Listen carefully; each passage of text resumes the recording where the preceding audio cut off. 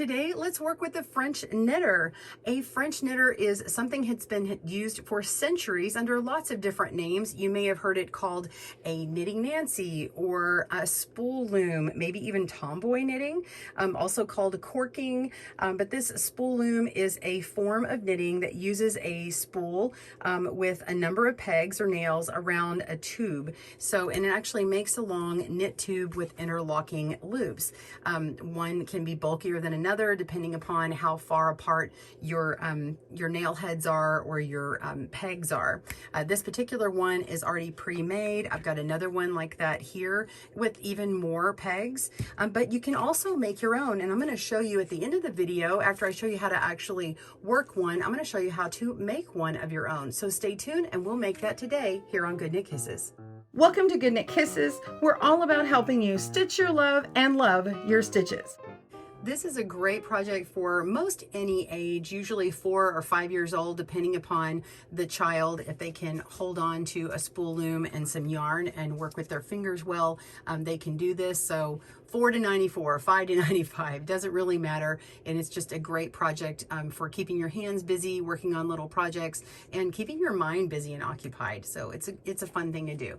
For supplies, whether you want to purchase the products or if you want to make your own, those are going to be down in the video description and the links below, so go there. And if you need a right or left-handed video instructional tutorial, those links will be down in the description below, so go ahead and do that. All right, we're going to dive in. I'm going to show you how to get the yarn on each of these types of looms because I think it's nice to see it both ways and how to make the stitch. All right, grab your supplies and we will begin. So you have your materials. Make sure to watch this entire video first, and then when you're ready to begin with your materials, then rewind and pause as needed.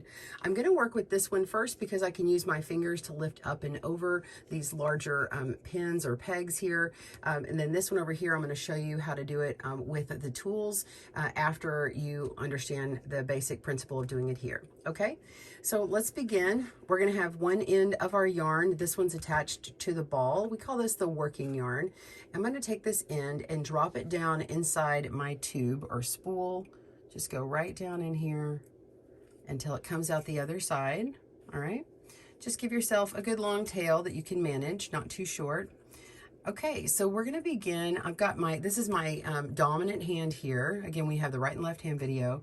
And I'm going to take my non-dominant hand. I'm going to pick it up with this hand here and bring it forward and put it around the front of this peg that's in the front. And then come wrap all the way around. Just continue work in this direction. Come around this peg in the back, directly behind it, and come back around to the front. Okay, now there's a couple ways to cast on. This is the way I like to do it because it's really fast and simple. So once we have 2 loops on this first peg here, we're just going to lift up and over, just like that. And then you can pull on that tail to tighten it. Okay, and now we're going to start turning our spool in this direction towards this hand over here, our dominant hand. Our dominant hand is the one that we write with the most, and it's going to be the one using to lift up and over to move these stitches. Okay, so I'm just going to hold it over here on my left. It doesn't matter if you hold it like this or just like this or whatever, but you're basically just going to continue holding it, and then as you turn, it automatically starts putting it on top of the pegs for you. So I'm going to rotate the spool and keep coming over until I get 2 loops. Look at that. So the second peg only has 1 loop, and now I have 2 loops here. I'm going to lift up and over, and now that is cast on. Going to continue turning, and now I've got 1 loop over here. And now every peg has 1 loop on it. As I continue to turn, I'm going to get 2 loops. So every time I get 2 loops, I'm just going to lift up and over and turn, and then go to the next one. Now I have 2 loops up and over. This one's too short, so I'm just gonna pull this up a little bit. It's great and adjustable because I have rubber bands on it. Okay, so I just keep going and turning and moving my stitches up and over from the bottom loop over the top of that peg. All right, let me get this adjusted. This is my handmade one, so I'm not gonna have that problem with this other one.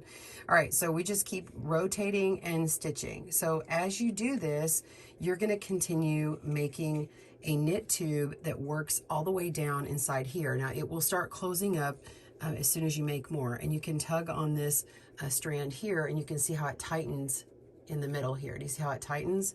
So as you make more and it starts coming out the tube here, you'll notice it start to draw up, and it will look like this. Okay, you can see all these little stitches on here.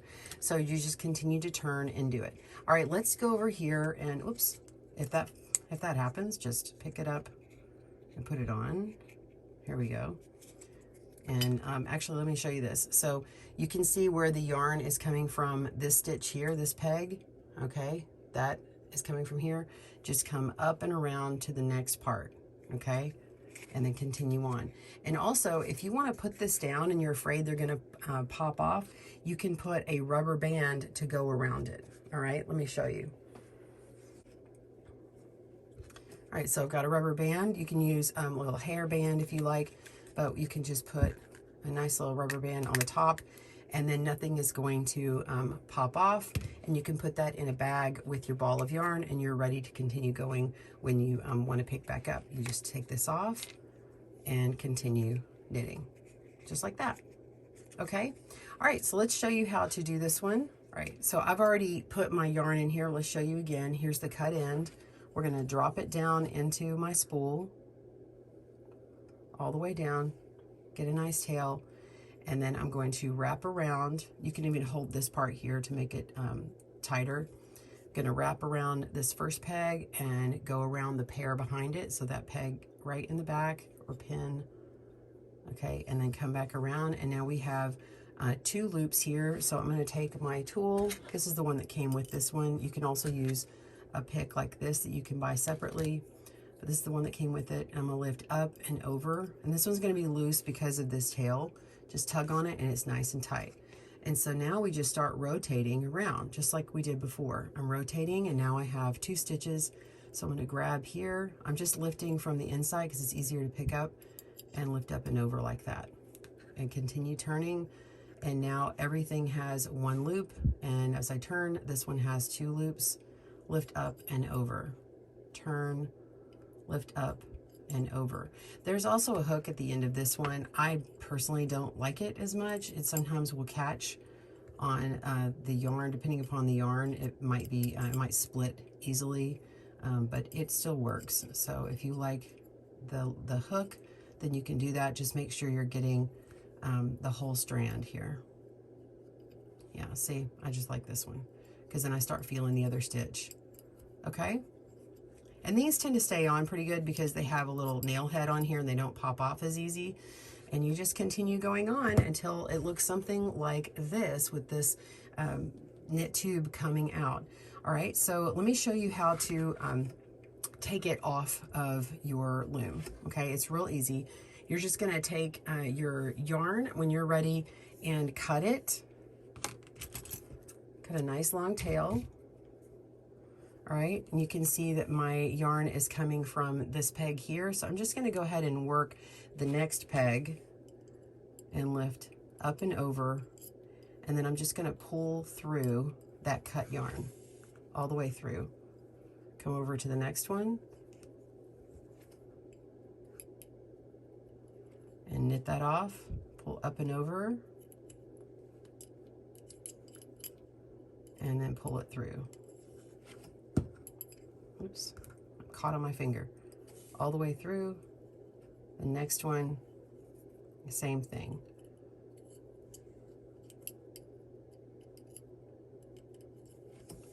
Pull it through. You can also use a tapestry needle, like a little yarn needle, to pull through these stitches, but I find this is the easiest way to do it, and you don't need another tool.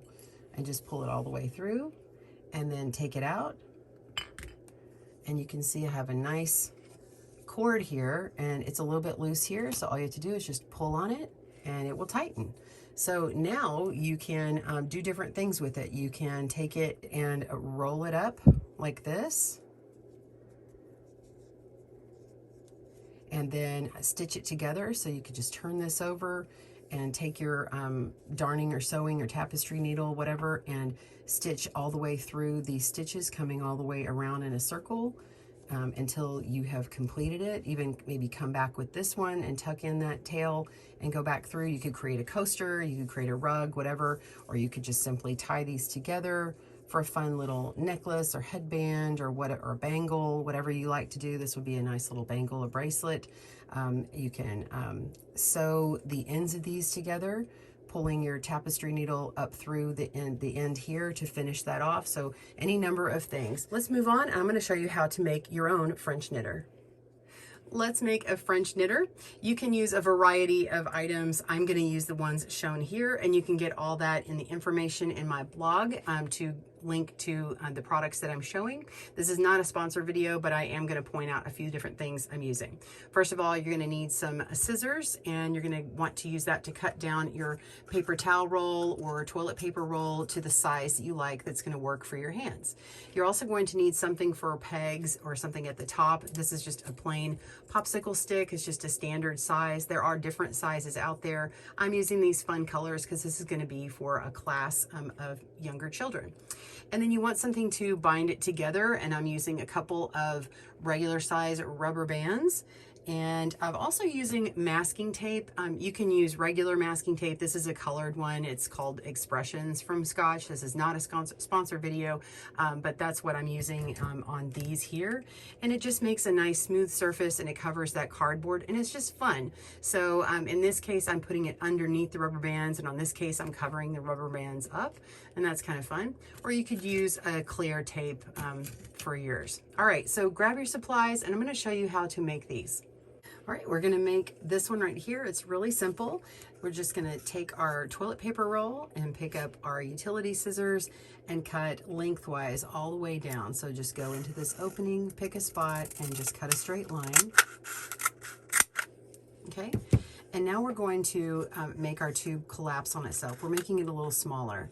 If you had a hard tube that you're using and it's not a toilet paper roll, then you don't need to do this. But I'm doing it because if I work with the regular size of toilet paper roll, when I did this the first time, I could knit with it easily, but then when I put the project away, it slowly collapsed on itself like this. And so I want to make something that's going to last a little bit longer until you can maybe purchase one for yourself or make one that's a longer lasting one. So I'm just going to roll this in on itself until I get the size that I want. It's going to fit in my hand nicely. I like it about that size. And so you can go ahead and put a little bit of clear tape on here to hold it together.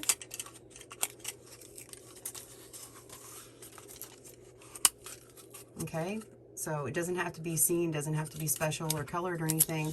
I like to add a little piece of the tape at the top and at the bottom, just to make sure that that's nice and pushed down. So real simple.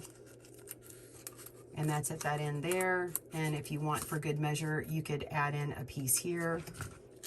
That's on the inside part right here where it's going in. And then that way it's nice and flush. Okay? There we go. We got the other side. Okay, so if you want something more decorative, you could go ahead and wrap this one all the way around and cover that up, or you can wait until after we do this next step. So I'm just going to take my popsicle sticks and put them directly on here, and you can see that there's just a little bit sticking up, but in order to get your fingers around this, if you have bigger hands like me, you might want to push it up for a longer peg, right? This is our peg or pin, right? So we're going to push that up till the height that we want. And I suggest putting on the one that is a pair with it that is on the opposite side at the same time. And you just hold those, make sure they're directly across from each other, and then go ahead and put your rubber band around. And I'm going to just go around the top here. And here, let me show you. So we go around, and then we're going to pull it and twist it, and then put it down, and then pull it and twist it and put it around, and that's for the top. And then we're going to turn it and grab the next pair. Okay, and then you can actually go ahead and slide them up underneath, and then raise it up to meet the same level as the other one, and then put it on here, and then we're going to put more at the bottom. So I'm just going to go underneath these rubber bands here. It's just easier to do this after you get the first 2 on there, because it's harder to hold all 4 at the same time and do it. So now I've got those on. Let's flip it over, and we're going to do the next one. Place that on.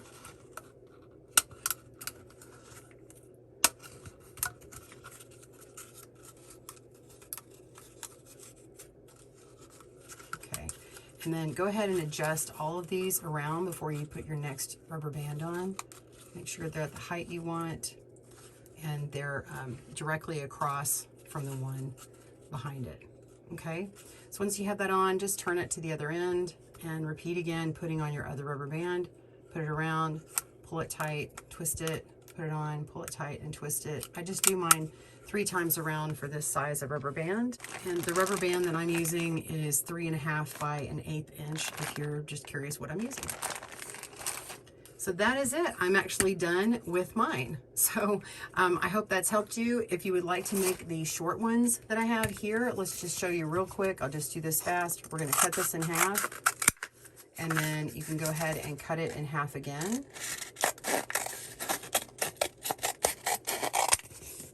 And then you're just going to roll it and put it together like that. Put your tape on.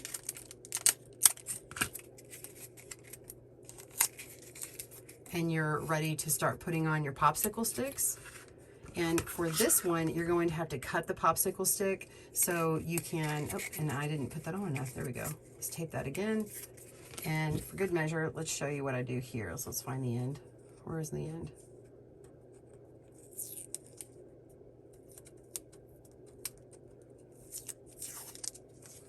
Okay, we'll go ahead and tape this one. This will be nice.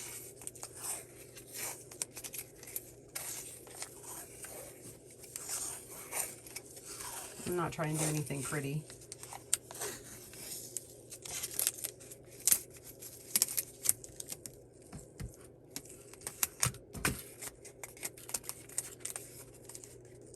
Okay, so this is kind of fun, like that. And then we need a popsicle stick. Now this is going to be way too long, so you're going to want to cut this down, and you don't want to cut it in half because you're going to need a little bit sticking up. So what I would recommend doing is putting it on here, getting it to the height that you want here, and then mark it with your scissors where you want this cut. Just put an impression on here, and then I just kind of cut across and flip it a little bit, and it sort of scores it, and then you can just break it like that, and then you have your stick, and it lines up right at the bottom. You can go up just a little bit so nobody's hitting their fingers on that. So then you're just gonna take your other popsicle sticks and cut them to match, and then put those on with your 2 rubber bands. So you just grab 2 more rubber bands and then put them on there, and then you have your little French knitter, little short, small one, which is great for little tiny hands, or this one's a great one for an adult. And that's how you make it. Well, I hope you enjoyed making yours. I wanted to go ahead and finish out mine so you could see what that looks like complete. And I even added some decorative tape to the outside of my larger one. So I hope you enjoyed it. Be sure and comment down below. Tell us if you're making yours out of toilet paper rolls or if you're using some other product. I'm sure others would love to join in and find out different ways to make them. Tell us how you're going to make yours. Thanks for joining us today, where we help you stitch your love and love your stitches. See you again soon.